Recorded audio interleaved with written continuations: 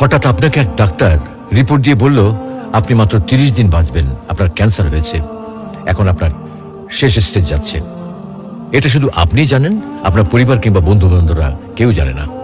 এখন এই রিপোর্ট পাওয়ার পরে আপনি বাসায় গেলেন, প্রতিদিনের মতো আজকেও আপনার বাবা আপনাকে বকাঝকা শুরু করলো, তোকে দিয়ে কিচ্ছু হবে না, সারাদিন কোথায় থাকিস তুই, অকাজের ছেলে, ইত্যাদি ইত্যাদি। এই মধ্যবিত্তের বাবার যেমন হয় আর কি।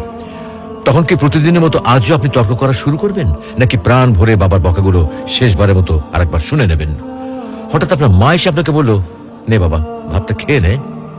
আপনার মনে হবে এই বুঝি আপনার মায়ের শেষ হাতের খাওয়া, আপনি আর বাঁচবেন না। আপনি পরম তৃপ্তি নিয়ে খাবেন এবং আপনার কাছে মনে হবে এটা আপনার শ্রেষ্ঠ খাবার, যদিও ডাল ভাত হোক না কেন।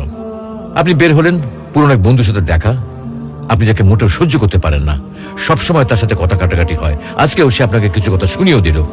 আচ্ছা, এখন কি আপনি তার সাথে তর্ক শুরু করে দেবেন? মোটেও না।